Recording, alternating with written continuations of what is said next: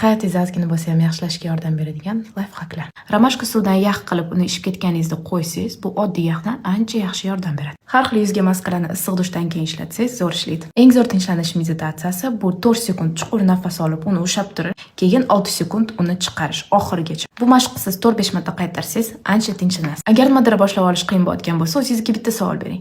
Men qo'rqyapmanmi yoki bu narsa menga kerak emasmi? Diktofonda ichingizda bo'layotgan narsalarni aytib berib, ozginadan keyin uni o'zi eshitib ko'rish fikrlaringizni tartibga solishga ancha yordam beradi. Yana o'zini tushunish uchun eng zo'r metodlardan bittasi bu har doim bitta daftarda o'ziga ko'p savollar berish va albatta javob qidirish.